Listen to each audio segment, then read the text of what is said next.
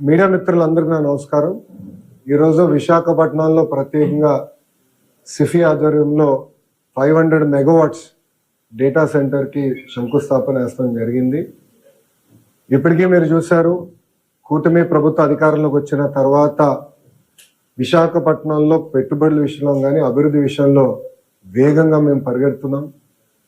TCS ఇప్పటికీ commitment అయింది, Cognizant అయింది, ANSR, Sattva, Accenture, Google, Sify, Arcelor Mittal, ఫార్మాలో సుమారుగా 5 కంపెనీలు.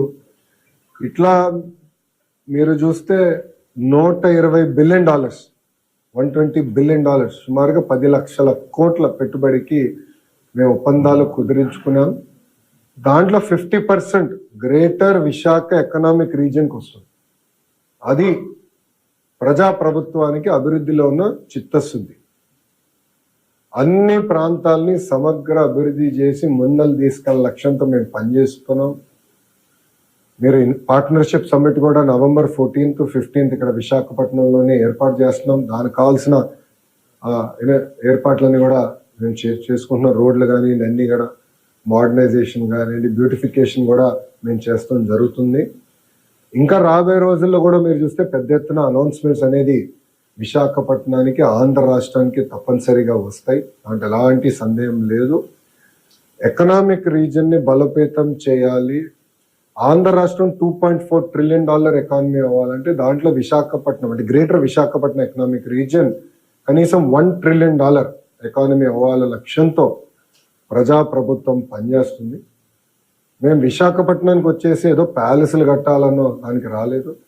ప్రజలకి ఉద్యోగాలు, ఉపాధి కల్పించే పెట్టుబడులు తీసుకురావాలి, అవి గ్రౌండ్ చేయాలి, అవి ఎగ్జిక్యూట్ చేయాలి, అవి బిల్డ్ చేయాలి. తద్వారా మన పిల్లలకి ఉద్యోగాలు వస్తున్న లక్ష్యంతో మేము పనిచేస్తున్నాం.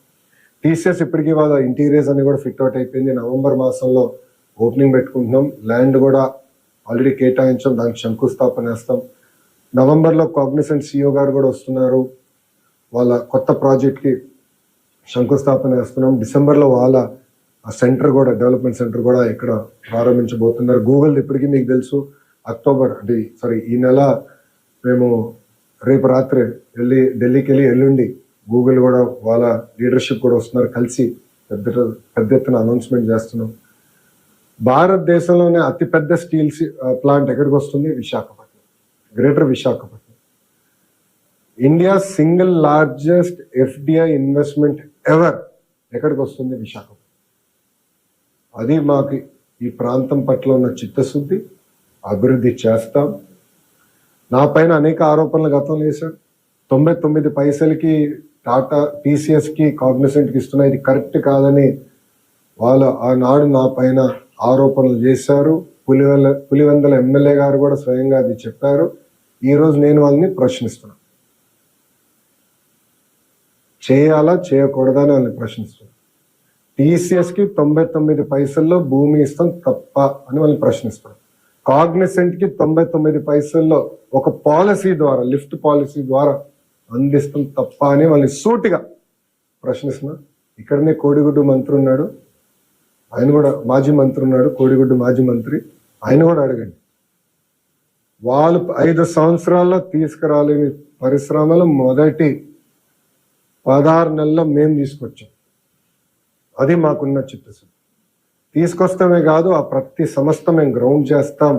తద్వారా యువతకి పెద్ద ఎత్తున ఉద్యోగాలు, ఉపాధి కల్పించే లక్ష్యంతో ప్రజాప్రభుత్వం పనిచేస్తుంది.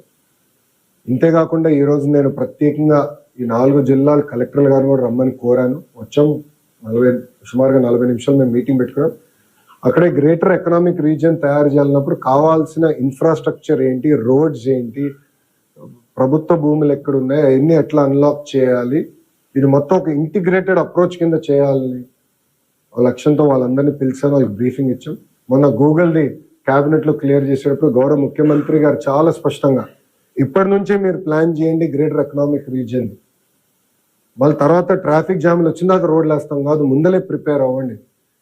ఎందుకంటే రాబోయే 5 సంవత్సరాలు 5 లక్షల మంది ఒక ఐటీ రంగంలోనే ఉద్యోగాలు కల్పించాల లక్ష్యంతో మేము పనిచేస్తాం. 5 lakhs. నేను ఈరోజు స్పీచ్లో కూడా చెప్పాను, ఈరోజు విశాఖపట్నం చూస్తే 94 హైదరాబాద్ నాకు గుర్తొస్తుంది. హైదరాబాద్కి 30 సంవత్సరాలు పట్టింది ఈరోజు ఈ స్థాయికి వచ్చేదానికి. 10 సంవత్సరాల్లో మేము అదే విశాఖపట్నంలో చేసి చూపిస్తాం. అంత పెట్టుబడులు వస్తాయి, ఉద్యోగాలు కల్పిస్తాం, డైరెక్ట్ ఇండైరెక్ట్. కానీ ఇది చేయాలంటే ఒక కాంప్రహెన్సివ్ విజన్ అనేది అవసరం, కాంప్రహెన్సివ్ ప్లానింగ్ అనేది అవసరం, ఇంటిగ్రేటెడ్ అప్రోచ్ అనేది చాలా చాలా అవసరం. ఆ దిశగా మేము పనిచేస్తున్నాం. ప్రజలందరికీ, ఉత్తరాంధ్ర ప్రజలందరికీ ఒకటే చెప్తున్నాం, ఒకే రాష్ట్రం, ఒకే రాజధాని, కానీ అభివృద్ధి వికేంద్రీకరణ నినాదంతో ఆనాడు మేము మీ ముందరికి వచ్చాం. 94% సీట్లతో మీరు గెలిపించి, ఆశీర్వదించి, దీవించి మమ్మల్ని మీరు గెలిపించారు. ఆ మ్యాండేట్ ఏదైతే మీరు మాకు ఇచ్చారో నిలబెట్టుకోవాల్సిన బాధ్యత మా పైన ఉంది. అభివృద్ధి, సంక్షేమ రెండు జోడెద్దుల బండిలాగా ముందలు తీసుకెళ్ళి అన్ని ప్రాంతాలు సమగ్ర అభివృద్ధి చేసి పెద్ద ఎత్తున మన పిల్లలకి ఉద్యోగాలు, ఉపాధి కల్పించే లక్ష్యంతో మేము పనిచేస్తామని ప్రజలందరూ కూడా తెలుపుకుంటూ, ఇంకా మీడియా మిత్రులు ఏమనుకోకపోతే ఇంకా నేను బయలుదేరుతాను, ఎందుకంటే లేట్ అవుతుంది.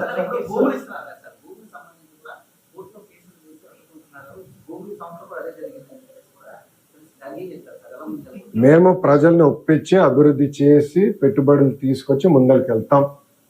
వైకాపా పార్టీ చేసే 2 నంబర్ పనులన్నీ ప్రజల ముందర ఎక్స్పోజ్ చేస్తాం. నేనే మొదలు పెట్టాను. లిక్కర్ విషయంలో కూడా చాలా ఉందని వెనకాల హోంవర్క్ జరుగుతుంది. ప్రజల కోర్టులో వాళ్ళని దోషిగా నిలబెడతాం వాళ్ళు చేసిన పనులు.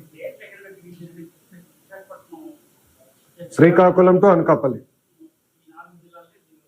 శ్రీకాకుళం టు అనకాపల్లి ఈ బెల్ట్, అరకు, పాడేరు ఆ బెల్ట్ మొత్తం ఇంటిగ్రేషన్.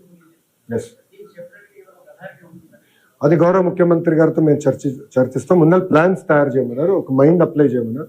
చేసిన తర్వాత మేము గౌరవ ముఖ్యమంత్రి గారితో చర్చిస్తాం. అంటే ఈరోజు $1 ట్రిలియన్ ఎకానమీ, $1 ట్రిలియన్ ఎకానమీ అవ్వాలంటే సమగ్ర అభివృద్ధి అనేది అవసరం, కోఆర్డినేటెడ్ అప్రోచ్ అవసరం. ఎందుకంటే ఎయిర్పోర్ట్ ఒక జిల్లాలో ఉంది, ఉద్యోగాలు ఒక జిల్లాలో ఉంటాయి, కంపెనీలు ఒక జిల్లాలో. ఇంటిగ్రేటెడ్ అప్రోచ్ అనేది ఉండాలి. హైవేస్ ఎట్లా వెళ్ళాలి, రేపు పవర్, ఇప్పుడు డేటా సెంటర్స్ అంటే పవర్ కీలకమైనది, డేటా కేబుల్ కీలకమైనది. ఇదంతా ఇంటిగ్రేటెడ్ అప్రోచ్ ఎట్లా తీసుకెళ్లాలి అనేది చాలా చాలా అవసరం. అది ఒక ఎకనామిక్ రీజన్ పెట్టి దానికి ఒక ప్రాపర్ స్ట్రక్చర్ ఉంటేనే మనం సాధించాలి. ఓకేనా? Thank you boss. I will have to leave. I will catch up at the stadium.